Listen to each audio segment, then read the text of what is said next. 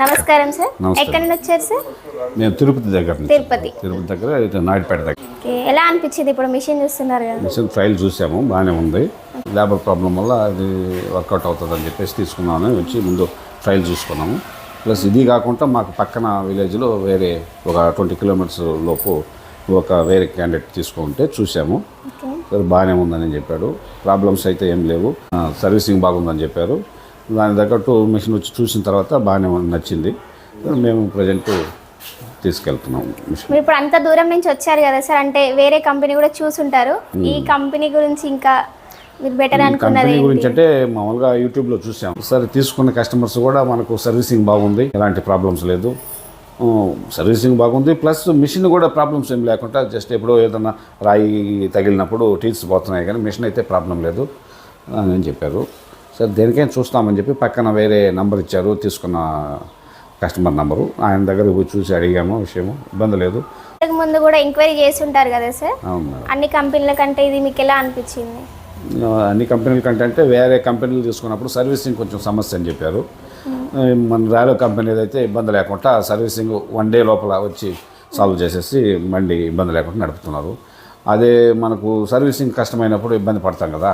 వేరే కస్టమర్కి మనం నాణ్యత వేస్తామని ఏదన్నా రెంట్కి చెప్పుకున్నాం అనుకో, ఇది డిలే అయిందంటే అది డిలే అయిపోతుంది, వేసుకుందని సమస్య అయిపోతుంది. దానివల్ల ఆ సమస్య లేకుండా సర్వీసింగ్ పర్ఫెక్ట్గా ఉంది, ఇబ్బంది లేదని చెప్పిన తర్వాత అందరు కనుక్కొని విషయం పక్కన తీసుకున్న కస్టమర్ని కూడా వెరిఫై చేసుకొని చూసి ఇది తీసుకోవాలని వచ్చి ట్రయల్ చూసాము.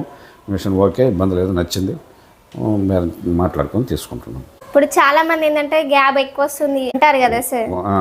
ఇప్పుడు మీరు చూసారు కదా డెమో, ఎలా చూసామ్మా. కాకపోతే సాల్కి ఫిక్స్ 10 ఇంచెస్ అన్నారు. ఓకే, సాల్ మీద డిస్టెన్స్ లేకుండా మన అడ్జస్ట్మెంట్ ఉన్నది. ప్లస్ కర్రలు పెట్టుకునేదానికి కూడా 4 కర్రలు 5 కర్రలు 10 కర్రలు దాకా పెట్టుకోవచ్చు, 10-20 దాకా పెట్టుకోవచ్చు.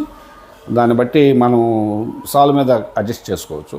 అదే మనం కూలోళ్ళతో వేసినప్పుడు ఏమవుతుందంటే ఈ బెంగాల్ వాళ్ళ చేత వేయించినా కూడా చూపుడికేమో అంచులు బాగానే వేస్తున్నారు, మధ్యలో వచ్చేతలకే బాగా అడుగు తీస్తున్నారు, 1.5 అడుగు కూడా పెడుతున్నారు. దాన్ని బట్టి ఇదైతే ఫిక్స్డ్ కాబట్టి ఒకసారి ఫిక్స్ చేసుకుంటే నాణ్యత అయితే ఇబ్బంది లేదు. ఇప్పుడు మీరు డెమో చూడడానికి వెళ్ళారు కదా సార్? చూసాను. ఇప్పుడు చాలా మంది డౌట్ ఉంటుంది, మిషన్ దొబ్బాలా నడపాలా ఎట్లా అనేది డౌట్ ఉంటుంది. ప్లస్ మీరు మళ్ళీ అంత దూరం నుంచి వచ్చారు కదా, మీకు డెమో చూపిస్తారా చూపిరా అనేది కూడా డౌట్ ఉంటుంది కదా. ఇప్పుడు మీరు చూసారు కదా సార్, ఎలా ఉంది? డెమో చూసాము. మిషను దానిపాటికి అది వెళ్తుంది, ఎక్కడ దిగబడినా కానీ ఈ ఫ్లోట్స్ ఉన్నాయి కాబట్టి బండి దిగబడకుండా నడుస్తుంది, ఇబ్బంది లేదు. మనం నెట్టాల్సిన అవసరం లేదు, జస్ట్ అడ్జస్టబుల్ మేనేజ్మెంట్ కరెక్ట్ చేసుకుంటూ పోతా ఉంటే వెళ్ళిపోతుంది. దాన్ని మనం లాగాల్సిన పని లేదు, ఇబ్బంది లేకుండా వెళ్తుంది. వరాల దగ్గర కూడా హైడ్రాలిక్ సిస్టమ్ ఉంది కాబట్టి ఇబ్బంది లేకుండా ఎక్కిపోతుంది, ఇబ్బంది లేదు. ఇప్పుడు మీరు చూసారు కదా సార్, మీరు వేస్తుంటే చూసారు, ఇంతకుముందు వేసింది కూడా పక్కన పొలం చూసారు కదా, ఎలా ఉంది? పిల్లకల శాతం బాగుంది. మామూలుగా మనుషులు వేసిన దానికంటే కూడా బాగా ట్రెల్లర్స్ బాగా వచ్చేసి బాగా కవర్ అయిపోయింది, ఇబ్బంది లేదు. బిల్డింగ్ కూడా బాగానే వచ్చిందని చెప్పాడు. బిల్డింగ్ అప్పుడు వెళ్ళలేదు మనం, బిల్డింగ్ కూడా బ్రహ్మాండంగా వచ్చింది, ఇబ్బంది లేదన్నాడు. ట్రెల్లర్స్ బాగా వచ్చినప్పుడు ఆటోమేటిక్ బిల్డింగ్ డెవలప్మెంట్ అయిపోతుంది, ఇబ్బంది లేదు. ఇప్పుడు చూశారు కదా, ఈ కస్టమర్ వచ్చేసి నెల్లూరు నుంచి వచ్చారు. కూడా దసరా ఆఫర్కే వచ్చి డెమో చూసి నచ్చిన తర్వాతకి బుకింగ్ అనేది కూడా చేశారు. ఇప్పుడు మనకు లేబర్స్ దొరకక ఇప్పుడు కూలీ వాళ్ళు అనేది ఎంత ఇబ్బంది ఉండి ఎడ్ల బండి నుంచి ట్రాక్టర్స్కి ఎలా వచ్చారో, రాబోయే కాలంలో కూడా ఖచ్చితంగా 10 acres ఉన్న వాళ్ళకి వరి నాటేసే మిషన్ కూడా అంతే ముఖ్యం ఉంటుంది. అందుకోసమని సరికొత్త ఆఫర్లో కూడా వచ్చి చూసిన తర్వాతకి నచ్చితే తీసుకోవచ్చు. Thank you.